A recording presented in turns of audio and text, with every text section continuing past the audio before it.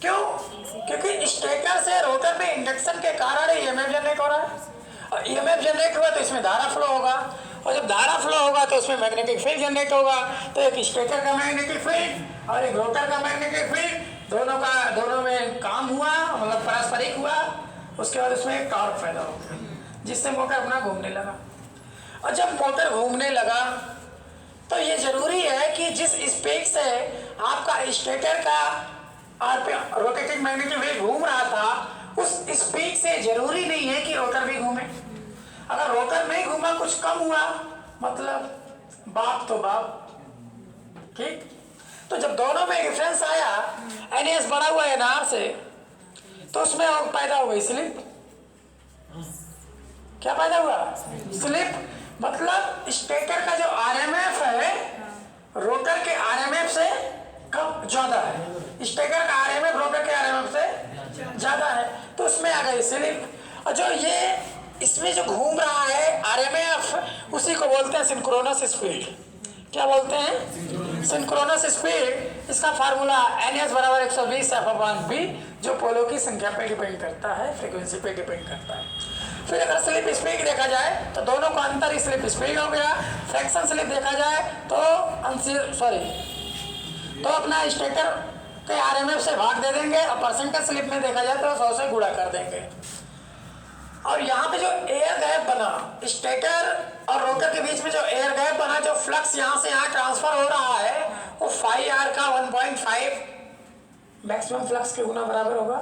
Phi are बराबर 1.5 phi M होगा, ठीक। और किसी भी रोटर को मूव करने के लिए, टॉर्क इंड्यूस करने के लिए आपको 3 चीज की जरूरत है। पहला, 2 मैग्नेटिक फील्ड होने चाहिए, दोनों में डिस्प्लेसमेंट होने चाहिए, और तीसरा रिलेटिव जो स्पीड होगा वो 0 होना चाहिए। जो रिलेटिव बनेगा, सापेक्ष गति होगी, वो 0 होगी। तो ये तीनों फुलफिल यहाँ करने लगे, आरएमएफ जनरेट हो गया, एयर गैप है। फिर ये जब फुलफिल करने लगे तो आपके रोटर में एक टॉर्क पैदा हो गया, जिससे अपना रोटर मूव करने लगा। रोटर मूव करने लगा। फिर बात आई इंडक्शन मोटर का जो स्टेटर फ्रीक्वेंसी स्टेटर की जो फ्रीक्वेंसी है, तो सप्लाई फ्रीक्वेंसी है, इसके बराबर होगी। स्टेटर भी सप्लाई दे रहे ना, तो वहां जो सप्लाई दे रहे हैं स्टेटर फ्रीक्वेंसी मतलब रोटर फ्रीक्वेंसी के बराबर। लेकिन स्टेटर फ्रीक्वेंसी सप्लाई फ्रीक्वेंसी के बराबर। जो रोटर फ्रीक्वेंसी है ये स्लिप पे डिपेंडेंट करती है, तो एफ आर बराबर S into F. F R बराबर एस इंटू एफ। अब ये हम जानते हैं कि जो इंडक्शन मोटर होता है उसका जो स्लिप होता है वो 2 से 5% होता है। स्लिप कितना होता है? 2 से 5%। और स्लिप को यहाँ बोल सकते हैं नुकसान, मतलब ऐसे लॉसेस इंडक्शन मोटर में, 3 फेज इंडक्शन मोटर में कम होता है। और जब कम हुआ तो जब स्लिप ही 2 से 5 है तो rotor frequency S into F 2% है या 5% है, उसी के अनुसार अपना यहाँ से हम निकाल लेंगे क्या रोटर फ्रीक्वेंसी। रोटर फ्रीक्वेंसी भी 2 एजेक, 2.5 एजेक, 5 एजेक इसके नीचे ही आता है, क्योंकि स्लिप ही 2 से 5% है।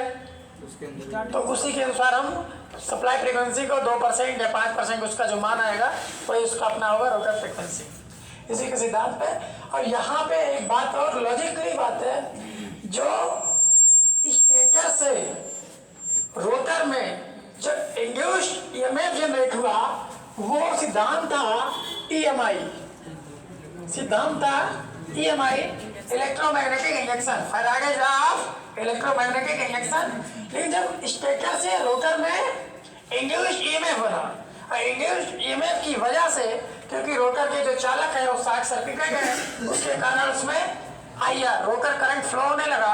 और रोटर करंट की वजह से एक इसमें भी आरएमएफ जनरेट हो गया, रोटर में भी एक मैग्नेटिक फील्ड जनरेट हो गया, और इसका मैग्नेटिक फील्ड, इसका मैग्नेटिक फील्ड, एक जगह पे 2 मैग्नेटिक फील्ड, देन टॉर्क पैदा हुआ और रोटर अपना घूमने लगा। और टॉर्क घूमने लगा वो मतलब इलेक्ट्रोमैग्नेटिक ड्रग। एक सिद्धांत था डीसी जनरेटर का, वो भी काम किया, और एक सिद्धांत था डीसी मोटर का, मतलब कुल मिला के दोनों काम किया यहाँ पे। तो एक की वजह से दूसरे में ईएमएफ जनरेट हुआ, और दूसरे की वजह से उसमें मैग्नेटिक फील्ड जनरेट होने की वजह से उसमें टॉर्क पैदा हुआ। तो इसलिए कहा जाता है फैराडेज के सिद्धांत